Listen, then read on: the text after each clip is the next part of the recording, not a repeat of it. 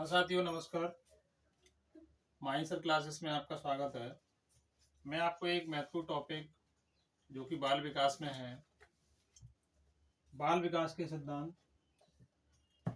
इसमें क्या है, मैंने कई सारी बुकों से उनका एक निचोड़ करके अपने हैंडमेड नोट्स बनाए हैं, उनसे पढ़ाऊंगा मैं आपको। तो ये देखिए आप, बाल विकास का सिद्धांत। तो अपन को बाल विकास में पहले विकास के सिद्धांतों के बारे में पता होना चाहिए। बालक का विकास किन किन स्थितियों में होता है, कैसे होता है। मैं आपको ये जानकारी देने जा रहा हूँ। कृपया मेरे चैनल को सपोर्ट करें, लाइक और सब्सक्राइब करें। इनमें आता है पहला होता है इसमें बाल की दिशा का सिद्धांत। बाल मतलब बालक, बालक की दिशा का सिद्धांत। बालक की दिशा का सिद्धांत से मतलब यह है कि बालक का विकास किस दिशा में होता है।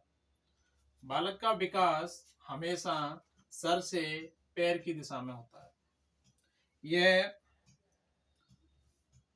पैर की दिशा में होता है। इसे मस्तादोमुखी मतलब मस्तिष्क से पैर की ओर मस्तादोमुखी विकास सिद्धांत भी कहते हैं। इसका मतलब यह है कि बालक के मस्तिष्क का विकास पहले होता है और हाथ पैरों का बाद में होता है। इसका मतलब बाल विकास सिद्धांत के अनुसार पहले बालक सिर हिलाना सीखता है, फिर बैठना और फिर चलना सीखता है। ये अपना बालक की दिशा का सिद्धांत।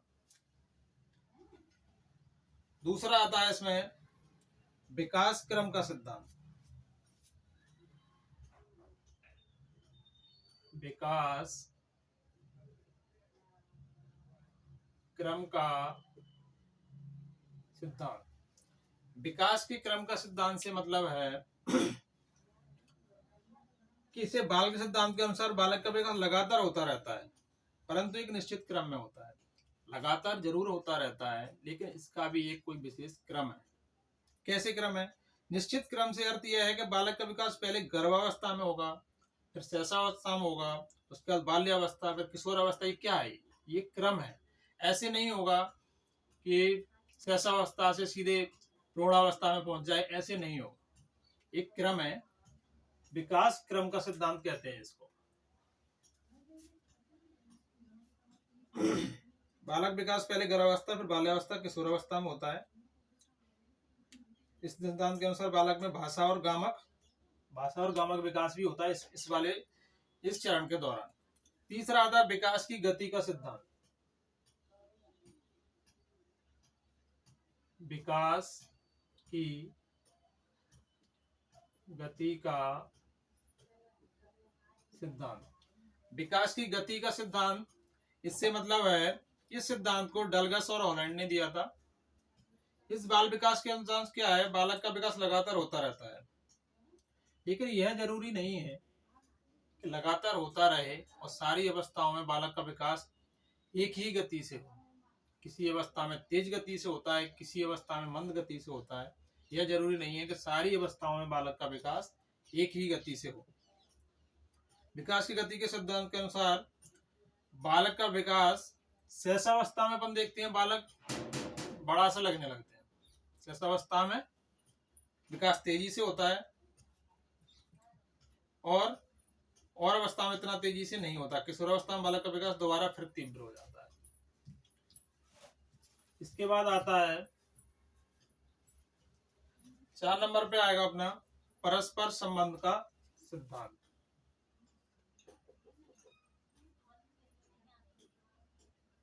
परस्पर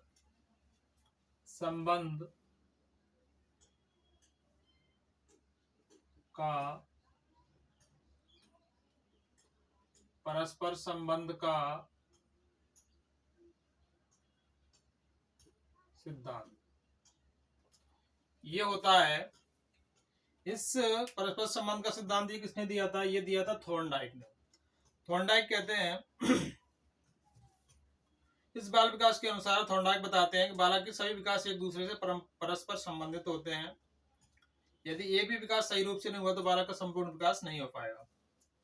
परस्पर संबंध का सिद्धांत यह बताता है कि सारे विकासों की गति सही से होनी चाहिए। अगर एक भी विकास बीच में सही से गति नहीं करेगा तो पूरे उसके बच्चे के पूरे विकास पर इसका प्रभाव पड़ेगा। यदि बालक शरीर में स्वस्थ होगा तभी मानसिक विकास स्वस्थ होगा, यदि मानसिक विकास स्वस्थ होगा तभी वह सामाजिक कार्यों में भाग ले पाएगा। इनका कहना यह है कि बच्चे के जितने भी विकास के चरण हैं सारे अच्छे से होने चाहिए। एक आता है इसके बाद 5 नंबर पे आता है निरंतर विकास का सिद्धांत। निरंतर विकास का सिद्धांत ये सिद्धांत बताता है कि निरंतर विकास का सिद्धांत ये किसने दिया था? ये दिया था स्किनर ने। स्किनर कहते हैं बालक का विकास मंद जरूर होता है लेकिन बालक का विकास लगातार चलता रहता है। बालक का विकास जन्म पूर्व से लेकर जीवन पर्यंत तक चलता रहता है। ये कहते हैं ये दिया था स्किनर ने। इनका कहना है कि बालक का विकास है धीरे हो या तेज हो लेकिन लगातार निरंतर होता रहता है। इसके बाद आता है एक निरंतर विकास के सिद्धांत के बाद फिर आएगा एकीकरण को व्यक्तिगत विभिन्नताओं का सिद्धांत। व्यक्तिगत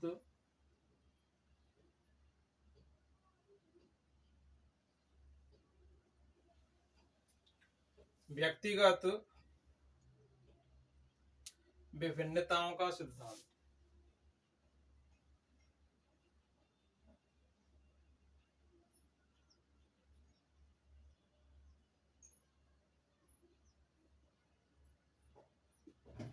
ये सिद्धांत बताता है कि विभिन्नताओं का सिद्धांत ये हरलॉक ने दिया था, बाल विकास के सिद्धांत में दिया था। इनके अनुसार बालक का विकास निरंतर होता रहता है परंतु किसी में भी समानता नहीं पाई जाती। यदि अपन देखें उदाहरण के तौर पे यदि हम दो बच्चों के विकास को देखें तो दोनों विकास जरूर होगा परंतु विभिन्नता पाई जाएगी। इनका कहना है हरलॉक का कहना है कि सभी बच्चों में विकास एक जैसा देखने को नहीं मिलता है। ये अपनी व्यक्तिगत विभिन्नताओं का सिद्धांत है। इसमें दो बालक अपन एक समान एक ही दिन जन्म के बालकों को ले लें, यदि परीक्षण किया जाए 6 महीने या 1 साल जो भी अपन करना चाहें तो अपन देखेंगे कि दोनों में समान विकास नहीं होगा, किसी में कम किसी में ज्यादा। ये भी अपनी व्यक्तिगत विभिन्नताओं का सिद्धांत है। इसमें सभी बालकों में विकास एक समान गति से नहीं होता। इसके बाद आता है एकीकरण का सिद्धांत।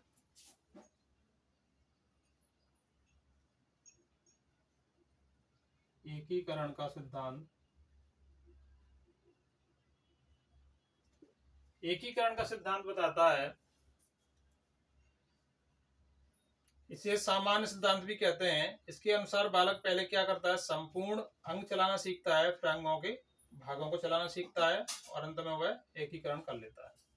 उदाहरण के तौर पर किसी बालक के आगे खिलौना रखा है तो थोड़ा दूर है तो अपने पूरे शरीर को हिलाकर घसीटते हुए खिलौने तक पहुंचेगा, फिर हाथ का इस्तेमाल करेगा, छूने की कोशिश करेगा और अंत में दोनों क्रियाओं को जोड़कर खिलौने को हाथ में ले लेगा। इसे ही एकीकरण का सिद्धांत कहते हैं। इस सिद्धांत के अनुसार बालक पहले संपूर्ण शरीर को नहीं चलाता, पहले एक भाग को चलाता है फिर दूसरे को चलाता है और आखिर में जाके वह उन दोनों के बीच समन्वय करके एकीकरण कर लेता है। इसे एकीकरण का सिद्धांत कहते हैं। इसमें क्या है पहले संपूर्ण अंग को चलाना सीखता है फिर अंग के भागों को। जैसे कि वह पहले हाथ चलाएगा, हाथ के बाद फिर उंगली चलाएगा, फिर हाथ और उंगली में समन्वय करके जो वर्क कर रहा है उसको कर लेता है। एक लास्ट में आता है, इसको कहते हैं वंशानुक्रम एवं वातावरण की अंतःक्रिया।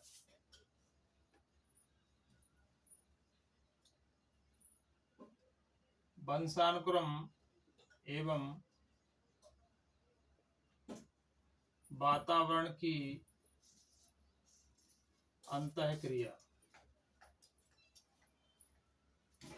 इसमें क्या है इस सिद्धांत के अनुसार वंशानुक्रम और वातावरण एक दूसरे के गुणनफल होते हैं। मतलब कि किसी भी बाल के विकास में वंशानुक्रम और वातावरण दोनों विकास पूर्ण तभी होगा जब बालक का विकास होगा।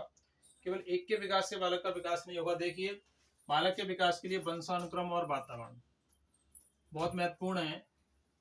वंशानुक्रम और वातावरण, इन दोनों का ही विकास अच्छे से होगा, तभी बालक का विकास पूर्ण रूप से हो पाएगा। ये थे आपके बाल विकास के महत्वपूर्ण सिद्धांत। आप इनको देख लें, आई होप आप समझ गए होंगे। और आप थोड़ा सा चैनल का सपोर्ट करें। मैं आपको नई नई वीडियो देता रहूँगा टॉपिक बाय टॉपिक। और ये सितंबर माह में प्रस्तावित है शिक्षक पात्रता परीक्षा। तो मेरे हिसाब से तो परीक्षा नहीं हो पा रही है, लेकिन फिर भी अपना हौसला न खोएं, कृपया करके अपनी तैयारी जारी रखें, क्योंकि परीक्षा का पता नहीं है कब दे दें। अपना अच्छी से तैयारी करते रहें और बीच में तैयारी को स्टॉप ना करें, क्योंकि हमने भी कई बार परीक्षाएं दी हैं और जैसे ही अपन तैयारी बंद करते हैं वैसे ही परीक्षा आ जाती है, फिर अपन को बैक में चले जाते हैं। कृपया हौसला बनाए रखें अपना और लगन और मेहनत से तैयारी करें। अपने और अपने माँ बाप के सपनों को जरूर सचवाओगे। भगवान आपकी मदद करेगा। धन्यवाद।